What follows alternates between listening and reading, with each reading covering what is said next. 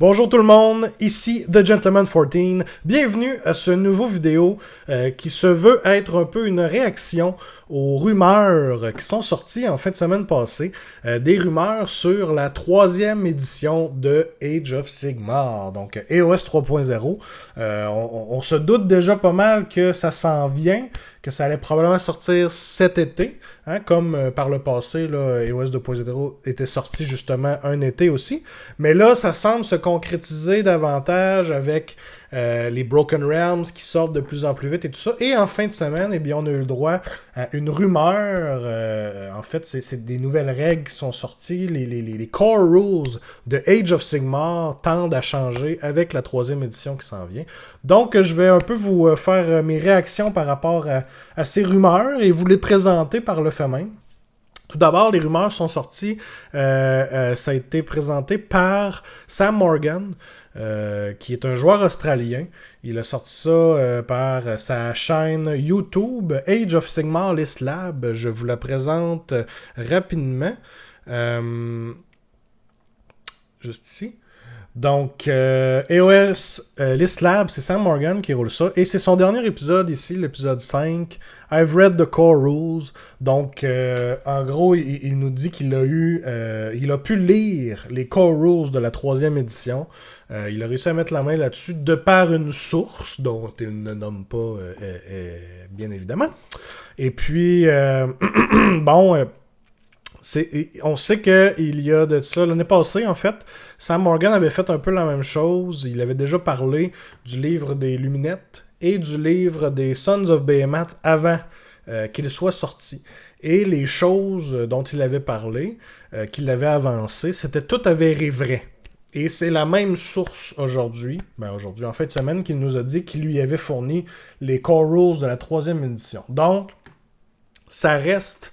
rien d'officiel, ça reste des rumeurs, mais considérant d'où ça vient, considérant si c'est bel et bien la même source qui lui avait donné des infos pour les Sons of Behemoth et pour Luminette, je pense qu'on peut quand même prendre ces rumeurs assez sérieusement. Mais tout de même, ça reste rien de confirmé, mais c'est quand même intéressant de voir aller. Donc, merci à Sam Morgan de Age of Sigmar List Lab. Si vous ne connaissez pas, c'est un YouTube channel très récent. Là. Il y a seulement 5 vidéos en ce moment, mais des épisodes très intéressants à regarder. Et Sam a une voix super mielleuse. Ça s'écoute très bien. Donc, on va passer tout de suite. On va pas passer aux vidéos en tant que telles, mais on a un résumé qui s'est fait sur les internets que j'ai ramassé pour notre vidéo d'aujourd'hui.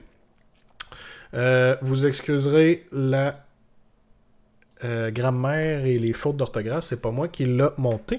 Mais en gros, finalement, là, quelles sont les choses que Sam discute dans la vidéo. Surtout, il va y avoir des charge reactions. Donc, première chose, on va pouvoir dépenser un command point pour avoir des réactions lorsqu'un ennemi charge l'une de nos unités, ou en tout cas, on présume que ça va fonctionner de la sorte. Donc, il en parle de 3. Il y a Hold Your Ground, qui serait un plus 1 de save, donc donner plus 1 de save à l'unité qui se fait charger, probablement.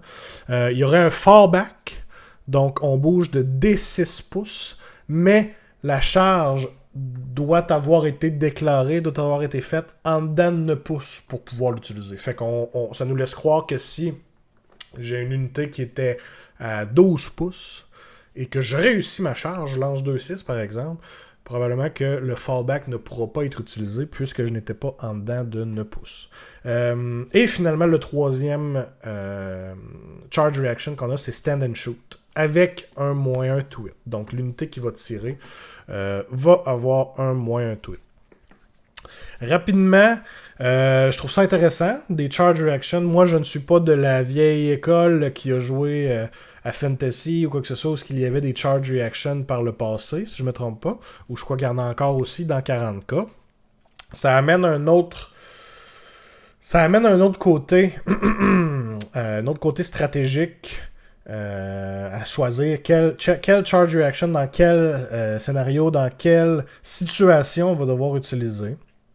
Je pense que ça va être important de bien comprendre aussi. Ça va un peu avec la 2e règle qu'on parle en dessous. Les buffs, les debuffs vont être capés à +1 ou -1. Donc, il n'y aura pas de stacking. Hein? Donc, c'est ce qu'on voyait un peu plus ces temps-ci récemment avec des moins to hit. Hein? On peut penser tout de suite à Luminette qui pouvait stacker facilement les debuffs to hit ou même Zinch aussi. Maintenant, supposément qu'il y aurait un cap à ça. Donc, dès qu'on est à -1 to hit ou +1 to hit, ou n'importe quel autre buff, du moins c'est ce qu'on laisse entendre ici, on peut pas les stacker, on peut pas rajouter des buffs par-dessus des buffs, du même debuff en fait. Quelqu'un pourrait être probablement... Ben écoutez, c'est encore à confirmer, mais d'après moi, quelqu'un pourrait quand même être à -1 to hit, -1 to wound. Parce que c'est pas le même debuff. Mais il pourra pas être -2 to hit. Donc, ça paraît fort, par exemple. On regarde le Standard Shoot, qui est une charge reaction que les unités qui ont du shooting vont pouvoir tirer dès qu'ils se font charger. Oui, ils ont -1 to hit, mais si elles tirent dans quelque chose qui était déjà -1 to hit, par exemple, une unité d'horreur qui vient de les charger, ils ont leur -1 to hit parce que ce sont des démons de Zinch, le malus ne s'appliquera pas ici. Ils vont déjà l'être à -1 to hit. Donc, même chose pour le Hold Your Ground. Hein, donner +1 de save à son unité. Peut-être que des fois, ça ne vaudra pas la peine parce qu'ils ont déjà un bonus de save. Ils ont déjà eu un +1 ailleurs ou ils sont en cover. Possiblement, si cover ne change pas, donne encore +1 de save. Que ça va rester pareil. Puis je vois aussi, c'est pas écrit dans dans ce que vous voyez à l'écran ici. Mais il mentionne dans la vidéo aussi que Mystic Shield ne serait plus un reroll les 1 to save, mais redeviendrait un +1 save. Donc, changement assez intéressant. On se rappelle que Mystic Shield +1 to save, c'était le vieux Mystic Shield de Age of Sigmar première édition. Et ça avait été changé quand on était passé à la deuxième édition pour devenir reroll les 1 to save. Donc, c'est assez intéressant de voir que ça retourne à ce que c'était. J'imagine que ça va être accompagné de changements peut-être au niveau du casting ou... tu sais, il y a certaines armées qui seront pas nécessairement contentes, parenthèse, de ce changement-là. Je pense tout de suite à Night Hunt, où ce qui sont éthérés à grandeur, ignorent les modificateurs positifs ou négatifs. Eux étaient bien contents d'avoir un reroll les 1 to save avec le Mystic Shield actuel, alors que Mystic Shield retourne à sa vieille édition, c'est-à-dire +1 de save. Là, ça devient moins intéressant pour les joueurs Night Hunt. Et il y a d'autres unités, il y a d'autres armées qui vont moins en bénéficier. Mais bon, c'est sûr qu'il faut prendre tout ça un peu avec un grain de sel. On connaît pas toutes les règles, tout le core rules de Age of Sigmar 3.0. Il y a peut-être bien des choses qui vont changer. Mais ce qu'on parle en ce moment, c'est sûr qu'on se compare, bien entendu, avec l'édition actuelle, la deuxième édition. Mais bon. Fait que ça fait pour les charge reactions, ça fait pour les buffs et debuffs. Je pense que ça, c'est un bon changement de règle au niveau du stacking des debuffs.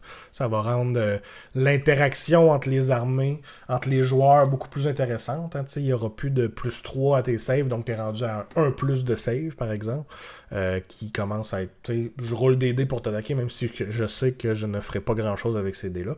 Ben là, s'il y a juste un +1 de save, ben généralement, le plus tough qu'on va avoir, c'est peut-être du 2+. 3+. Généralement parlant, une unité va être à 4 ou 5+ de save. Donc, la plupart du temps, pourrait être à 3 ou 4. C'est ce qu'on va voir le plus souvent.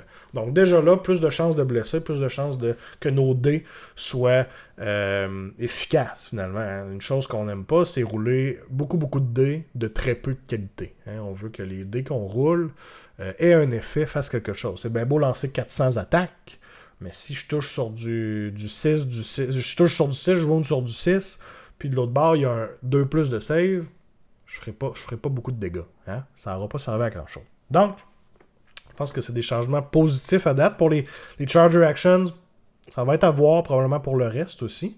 Command points.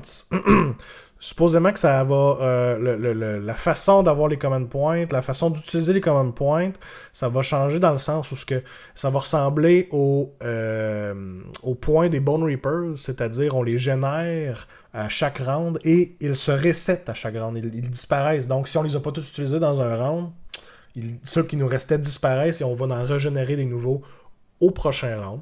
Changement intéressant, quoique ça va nous prendre beaucoup de fac, tu sais, justement, qu'est-ce qui arrive avec les Bone Reapers? Est-ce que eux, ça reste pareil? Est-ce que... Puis c'est sûr que c'est un changement qui va amener beaucoup de variations, beaucoup de changements au niveau du list building, comment qu'on approche le list building.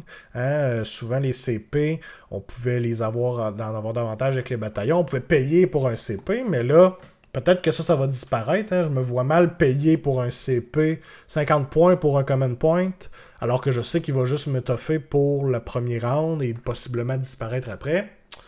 Je me vois mal faire ça. Donc, ça se peut que ça soit une partie des règles qui changent ça aussi. Mais intéressant, j'ai hâte de voir.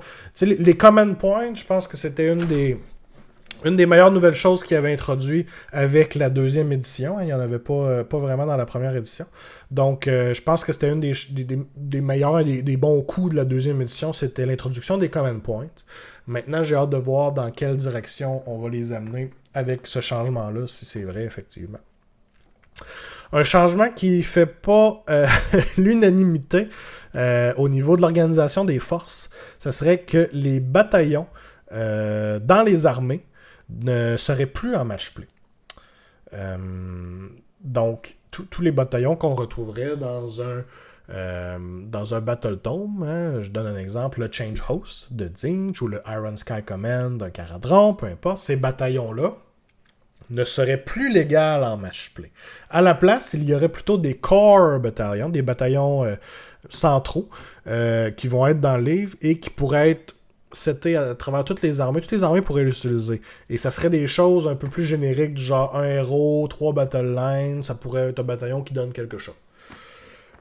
Donc, particulier comme changement, c'est sûr que c'est un changement, j'imagine, qui est amené pour essayer de streamliner, de balancer, hein, de rendre ça le plus équitable possible à travers toutes les factions.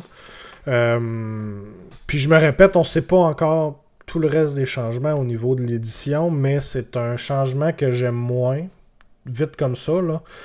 On perd beaucoup de fluff, on perd beaucoup de lore à travers les livres. Hein. Un Battle Tome qui contenait 5, 6, 7 bataillons, maintenant, ne servent plus à rien autre que pour du open play, du narrative play. C'est plate un peu pour ça. Je trouve qu'on perd un peu de la saveur de l'armée. Oui, puis je suis conscient qu'il y avait des problèmes à ce niveau-là des bataillons. Hein. Certaines armées ont des bataillons complètement stupides, qui peuvent rien faire avec ça, qui utilisent des modèles qui ne sont aucunement efficients, qui ne veulent pas vraiment, c'est toutes des taxes dans leur armée. Alors qu'il y a d'autres armées qui ont accès à des bataillons que tu peux littéralement prendre ton 2000 points et tout le mettre là-dedans. On pense tout de suite à Change Host, hein, et que ça te donne quelque chose d'hyper compétitif en un one-drop, facilement. Donc, tu sais, il y a un manque de balance de ce côté-là, ça, c'est garanti. Mais là, en enlevant ces bataillons-là, il y a certaines armées qui vont être plus impactées que d'autres, ça, c'est sûr et certain. Comme les grosses armées qui vont perdre des bataillons comme ça. Alors que d'autres armées qui n'utilisaient déjà pratiquement pas de bataillons, ce changement-là ne changera pas grand-chose pour eux. On pense même que des core battalions qui pourraient arriver dans le nouveau livre pourraient possiblement être des choses plus intéressantes pour eux. Seraphon me vient à l'esprit. Seraphon ont des bataillons qui sont viables, mais souvent coûtent beaucoup de points pour l'effet qu'ils nous amènent. Et Seraphon, ça leur dérange beaucoup moins d'être low drops. Hein. Ils peuvent très bien fonctionner en ayant beaucoup de drops, beaucoup de pauses sur la table. Donc, pour eux, le fait de ne pas avoir accès à leur bataillon d'armée, peut-être que ça va être avoir beaucoup moins d'impact pour eux. Mais bon, c'est différent un peu pour chaque armée. Fait que, moins certain au niveau de ce changement-là. Bien sûr, si c'est vrai, j'ai hâte de voir les core battalions, de quoi ça va avoir l'air, et est-ce qu'il va y avoir une autre manière de customiser son armée plus profondément. Je trouvais ça intéressant pour ça. Hein. On avait des habilités qui pouvaient être intéressantes, alors que là, si tout le monde a accès aux mêmes bataillons, aux mêmes habilités de bataillon, les listes vont commencer à se ressembler beaucoup. Mais je laisse la chance au courage, j'ai hâte de voir de quoi ça va l'air. Finalement, quelque chose qui était très attendu par les gens, on voulait savoir est-ce que le jet de dés pour l'initiative allait rester dans Age of Sigmar 3.0. Supposément que oui, il reste. Sauf que le joueur qui va être deuxième à jouer dans le troisième Battle Round aurait l'option d'enlever un objectif sur la table. Donc, changement intéressant. Puis là, ici, j'en parle en prenant pour acquis que le reste des règles de l'initiative ne changent pas. Là. Peut-être qu'il va y avoir d'autres changements. Mais donc, on garderait en tête que le joueur qui a été premier va gagner l'égalité au niveau du jet d'initiative. Si ça reste, OK. Alors que là, on vient donner un autre petit bonus à quelqu'un qui est deuxième dans le troisième Battle Round. C'est intéressant, puis dans la vidéo de Sam, il en parle aussi, là. Il dit que selon lui, puis je tends à être d'accord avec lui, il y a beaucoup de matchs de Age of Sigmar qui souvent vont se jouer sur l'initiative du troisième round, hein, de passer du deuxième round au troisième round. Et souvent, si on se fait faire un double tour du 2 au troisième round, c'est très dévastateur. Parce que comme il l'explique, hein, de plus en plus rendu là, à la fin du deuxième round, début du troisième, les unités ont beaucoup avancé. Il y a eu des combats par-ci par-là. La plupart des unités sont peut-être plus rendues en dedans de toutes leurs buffs nécessairement. Les synergies ont peut-être été un peu plus brisées. Et là, être capable de capitaliser sur un double tour, à ce moment-là, peut souvent être dévastateur et swinger la game de notre côté. C'est nous qui en bénéficions. Donc là, il semblerait qu'ils viennent ajouter une règle pour probablement essayer de ménager le deuxième joueur à jouer dans le troisième round, et possiblement s'il vient de se faire un double tour, bien au moins là, il y aurait un certain contrôle au niveau des objectifs sur la table, possiblement pouvoir en enlever un pour dire oui, parfait, double-moi, mais tu vas moins scorer.